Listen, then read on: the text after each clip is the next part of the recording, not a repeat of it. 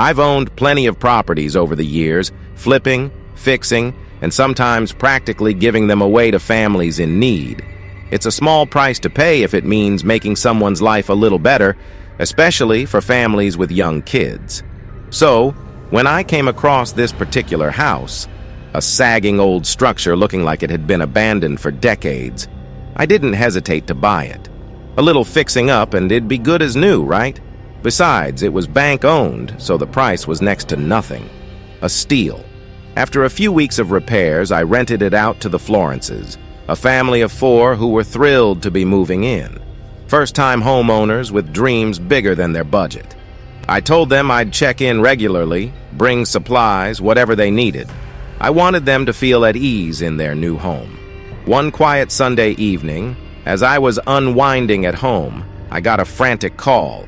It was Mr. Florence, his voice trembling, barely coherent. I could hear his wife wailing in the background, something about not going back inside. They'd just come back from church when it happened, he said. Something was inside the house with them. 45 minutes later, I arrived. They were huddled in their car, the kids wide-eyed pressed against their mother's side. When I approached, Mr. Florence pulled me aside, his face ashen. "You've got to see for yourself," he whispered, voice barely audible. "There's no way we're going back in." I walked toward the house, calling out to reassure them. But as I approached the front door, dread prickled up my spine. The air was heavy, suffocating. Every step closer felt like wading through something thick and oily. The front door was slightly ajar, the shadows in the entryway seeming to pulse as if waiting for me.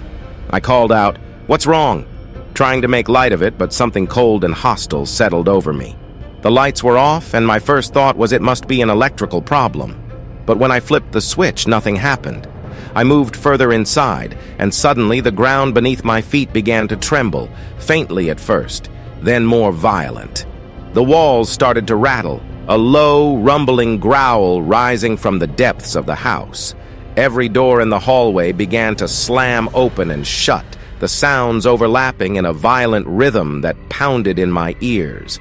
A sharp chill ran through me, like icy claws dragging along my spine. Then, the floor itself began to bulge in the center of the living room, twisting and contorting as though something was trying to claw its way out from beneath. I staggered back, pressing myself against the wall. Nails began shooting up from the floor, one after another, embedding themselves into the ceiling with an eerie precision. From the corner of my eye, I saw the family peering in from the driveway. I raised my hand to signal to them, but then, God help me, a deep, guttural voice whispered right by my ear. "Leave! Now!" The voice was so close, so alive, that I could feel its cold breath against my neck. My heart leapt into my throat, and I turned to bolt, but the door was gone. The walls seemed to close in, suffocating, bending toward me. Somewhere behind me, I heard footsteps. Hundreds of them, the scurrying, pattering footsteps of things that should never exist in this world. Then, in a flash, the kitchen exploded with movement, pots, pans, knives, all flung with deadly force, slamming into walls, shattering glass. Framed pictures tumbled down, their glass shattered into wicked shards, scattered across the floor. Desperate, I lunged toward the front porch, gasping as I finally broke free. As I reached the safety of the grass, I heard one last scream from within, so shrill and filled with anguish that I froze.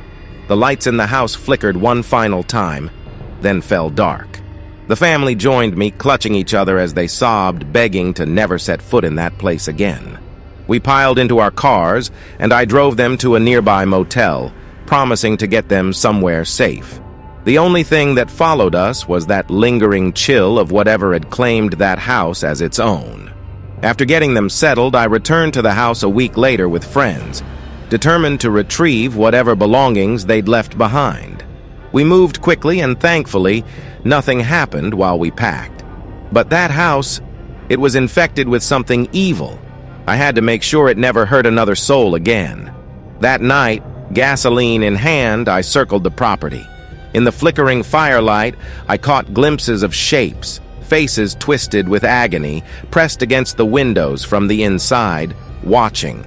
The flames licked higher and higher, and I swear I heard that same voice from within, howling in rage, threatening to pull me into its fiery depths. Later, I found out about the house's history. Mass murder, they said. A dark stain on the town that no one dared to talk about. Dead house, they called it, a place even the locals avoided. Never again